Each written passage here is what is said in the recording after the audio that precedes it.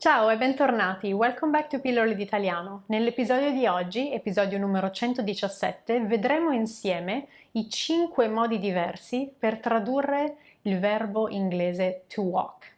Yes, we're going to see together 5 different ways of translating that concept of walking from English to Italian. And stay tuned because at the end of the episode there is going to be some bonus content to make sure that you know not just how to express the fact that you are walking yourself, that you're doing the action, but also that you're walking someone else or that you're forcing someone else to do it. It might be, I know it sounds a bit weird, but it might come in handy, so stick around till the end of the episode. But before we jump in, just a quick reminder on how to best support this channel if you're enjoying the content that I'm providing. Of course, is to like the episodes, subscribe, but also leave comments. Because by leaving comments, you're basically teaching the algorithm that this type of content it's worth being shown to somebody else, and so you're helping spreading the love. Adesso vediamo assieme i 5 modi per tradurre il verbo inglese to walk. The first verb we're going to see is the verb camminare, which is simply used to translate the action of walking, so really just a simple movement that you do with your legs, such as I like to walk, right? I like the action, performing the action of walking. Mi piace camminare. Or I could ask you, have you walked around the block?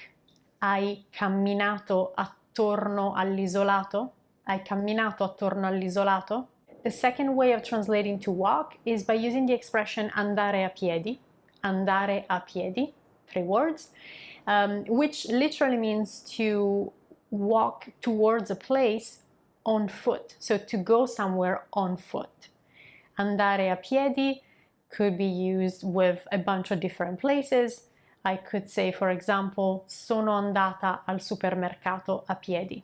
Sono andata al supermercato a piedi. I went to the supermarket by foot.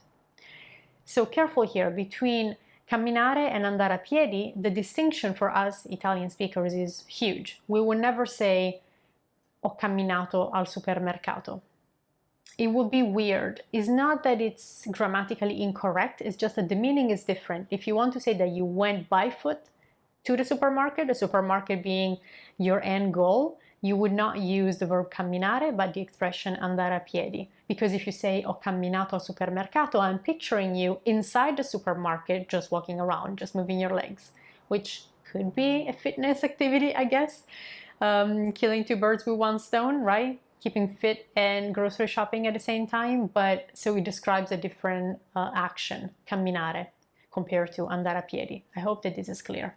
Number 3, if by walk you actually mean to go on a walk or go on a stroll, if that's what you mean, then you have 2 different expressions that I just grouped together here to express that concept of going on a stroll.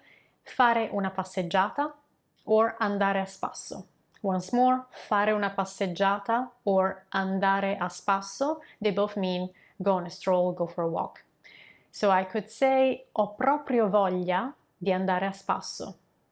Ho proprio voglia di andare a spasso. Or ho proprio voglia di fare una passeggiata. Same meaning here. I really feel like going on a stroll. Number 4, that verb to walk could be used to mean simply walk around or take a tour. In that case, we have the expression fare un giro, literally to do a tour. Giro, it's also the same word that we use for Giro d'Italia, which is the Italian version of the Tour de France, if you are following, that sport, ciclismo. As I said, fare un giro is to walk around or take a tour, and I could say vado a fare un giro per schiarirmi le idee. Vado a fare un giro per schiarirmi le idee. I'm not going to translate this one. It's a little challenge for you, una piccola sfida. Leave your translation in the comment section below. Let's see who has the best understanding of this expression, per schiarirmi le idee. Last but not least, numero 5. When you are walking someone else or a dog, well, you don't use the verb camminare. You don't use any of the expressions that I showed you so far. You use the expression portare a spasso. Portare a spasso. 3 parole. So portare is to bring. And that's why you use it when you are walking your dog or you're walking someone else. I know it sounds weird to say that you're walking someone else, but think about having a toddler, a little kid, right? You're walking them around. Portare a spasso is used for them as well. So I could ask you, hai portato a spasso il cane? Hai portato a spasso il cane?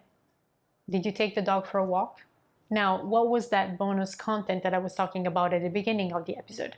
If you take the first 4 ways of translating that verb to walk into Italian, you can apply those things to someone else. If you are not the subject, you can use the same expressions by adding one verb at the beginning of each expression and make it into something that you're doing to someone else, quote unquote, to someone else. Per esempio, il verbo camminare.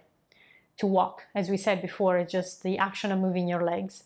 You could do it yourself, or you could encourage someone else to do it or force someone else to do it, not in an abusive way, but say that somebody drank too much, is a little drunk, and you're just encouraging that person to walk around. Or somebody is recovering from an accident and they need to strengthen their leg muscles. So in these scenarios, when you are not the one who is performing the action, but you're encouraging somebody, you're pushing somebody to do it, by adding the verb fare right before, you are going to be communicating that exact message. I'm not the one who's walking, I am making someone else do it. So we use the verb fare, we would say far camminare. Fare camminare, that final E of fare drops just for ease, and we don't have time to waste here. So far camminare is the same thing as fare camminare. You can take all the other expressions that I taught you today and you could do the same thing. So andare a spasso, far andare a spasso, if you're encouraging somebody to go for a walk. Andare a piedi, we said it's to walk, to go on foot to a place. You could force, quote unquote, someone else to do it by using that verb fare before, far andare a piedi, which is to make someone walk to a certain place. You're refusing to give them a ride for some reason. I know it doesn't sound nice. And fare un giro, which was to take a tour. If you use, I know that this one already has the verb fare, but if you use another verb fare in front of it, far fare un giro, I know it sounds like a mouthful, but that means that you are giving someone else a tour. You're encouraging another person to take a tour. So you're coming to my place. Let's say that I just moved to a new place or it's your first time being here. I would say, vieni, ti faccio fare un giro, right? Vieni, come. Ti faccio fare, I make you do a tour, un giro. Hopefully you learned a couple of new things today. Why don't you pick 1 or 2 expressions that you particularly liked and use them, create sentences, create even full paragraphs.